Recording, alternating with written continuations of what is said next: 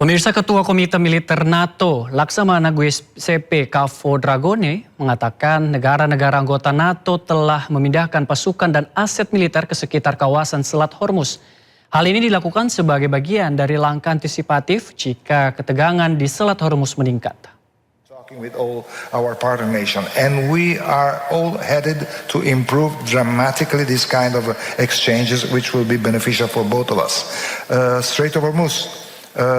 Now we do have a coalition of the willing, which are allies, nations with partners, with like-minded nations that are getting ready, planning in case there will be the conditions to intervene there. I was in the Persian Gulf back in 1987. It is just to keep the Gulf open and to clear that from minds. It's a big issue, a good architecture, but I mean the coalition of the willing is working on that. NATO directly doesn't have a role right now, but NATO nation, they do have it. So I'm expecting, they are also relocating forces close to the area. So whenever the condition will be met, I think that they will be able to do. Kita beralih ke informasi selanjutnya. Kericuhan mewarnai area judi sabung ayam di Bangkalan, Jawa Timur. Pemain judi kalah menolak memberikan uang taruhan sesuai kesepakatan. Alhasil warga emosi hingga mengeluarkan senjata tajam.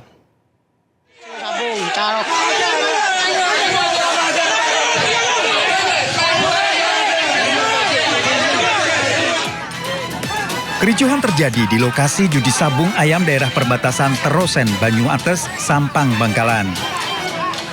Insiden berawal dari taruhan dua pihak saat hendak memulai babak aduan. Para pelaku sepakat dengan besaran taruhan 5 juta rupiah. Namun saat aduan selesai, salah satu pihak yang kalah ternyata hanya membayar 400 ribu rupiah. Cekcok terjadi berujung perkelahian. Beberapa warga mengeluarkan senjata tajam. Aksi dapat diredam sebelum terjadi insiden lebih parah. Keributan ini melibatkan dua pihak warga berbeda dari Desa Katol dan Desa Duruan, Bangkalan. Para pelaku hingga saat ini belum ditangkap polisi.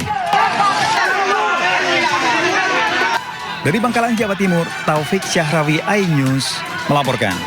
Pemirsa, Presiden ke-7 Republik Indonesia Joko Widodo menyampaikan ucapan bela sungkawa atas kepergian mantan Menteri Pertahanan era dirinya, Jenderal Purnawirawan Ramizard Riyakudu. Di mata Jokowi, Ria Mirzad adalah sosok pemimpin yang dikenal apa adanya, namun memiliki prinsip yang kuat saat mengemban tugas negara.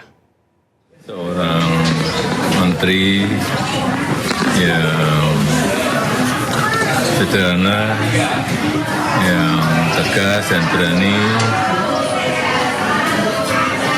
Kami berbelasungkawa atas wafatnya beliau Bapak Jenderal Purnawirawan Ramizard Riyakudu. Semoga rohnya diterima di sisinya, semua dosa diampuni, dan keluarga yang ditinggalkan diberikan keikhlasan dan kesabaran. Pemirsa, viral di media sosial, baling-baling pesawat diikat kabel tis. Warganet pun ramai-ramai mengkhawatirkan faktor keselamatan. Penumpang pesawat warga negara asing merekam sebuah baling-baling pesawat yang terlihat diikat oleh kabel tis. Dari narasi yang beredar, pesawat itu jenis ATR 72600 dengan kode registrasi PKWCC. Video itu diduga direkam di Bali.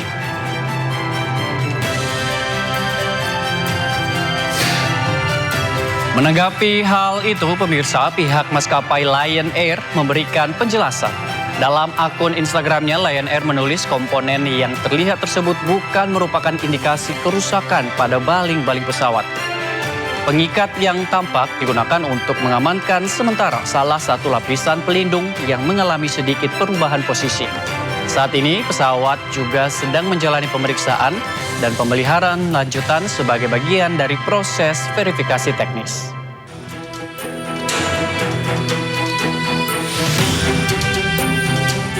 Polisi langsung mencabuti tanaman ganja yang berumur 5 hingga 6 bulan di ladang ganja di perbukitan Torsihite, Tambangan, Mandailing, Natal.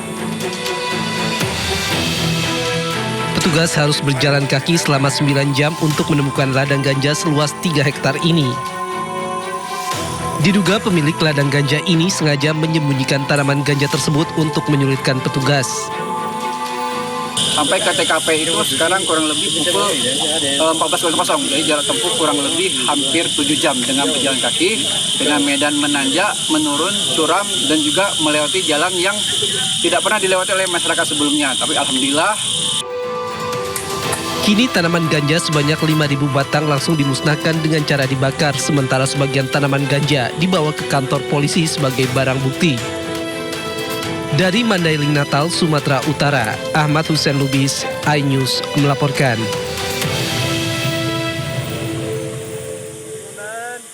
Kita beralih ke informasi selanjutnya, pemirsa. Iran kembali menyerang pangkalan militer Amerika Serikat di Kuwait. Serangan ini merupakan balasan Iran setelah Amerika menyerang menara komunikasi Iran. Iran melepaskan serangan rudal ke pangkalan militer Amerika Serikat Ali Al-Salam di Kuwait Senin pagi. Namun serangan berhasil dicegah oleh sistem pertahanan udara Kuwait. 1 jam sebelumnya Amerika Serikat menyerang menara komunikasi di Sirik Pulau Hormozgan, Iran. Angkatan Udara Korps Garda Revolusi Iran kemudian balas menyerang menggunakan rudal ke pangkalan militer Amerika di Ali Al-Salam, Kuwait. Lokasi awal serangan Amerika ke menara komunikasi. Saling serang Amerika dan Iran terus berlangsung di tengah proses negosiasi.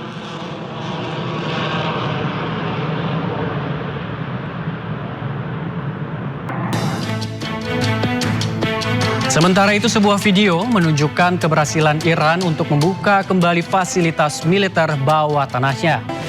Iran telah berhasil membuka kembali sekitar 55 dari 69 pintu masuk terowongan di 18 fasilitas rudal bawah tanah yang sebelumnya dihantam serangan Amerika Serikat dan Israel. Ketua Parlemen sekaligus Kepala Negosiator Iran Muhammad Bagher Ghalibaf menegaskan bahwa Iran tidak akan menyetujui kesepakatan damai apapun dengan Amerika Serikat jika hak-hak rakyat Iran tidak sepenuhnya terjamin.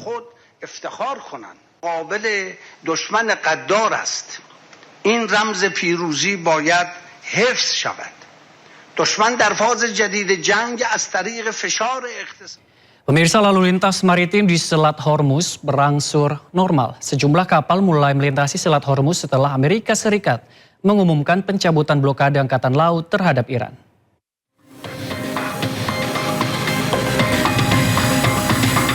Kapal-kapal melintasi Selat Hormuz seiring dengan dimulainya kembali lalu lintas maritim secara bertahap setelah Presiden Amerika Serikat Donald Trump mengumumkan pencabutan blokade angkatan laut terhadap Iran.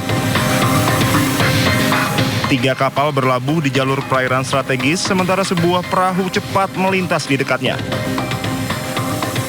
Korps Garda Revolusi Iran mengatakan 28 kapal termasuk kapal tanker minyak dan kapal kontainer telah melintasi Selat Hormuz dalam koordinasi dengan pihak berwenang Iran. Sebelumnya, Presiden Amerika Serikat Donald Trump mengumumkan Amerika Serikat akan mencabut blokade angkatan lautnya terhadap pelabuhan-pelabuhan Iran, sehingga kapal-kapal yang terdampar akibat pembatasan tersebut dapat melanjutkan navigasi.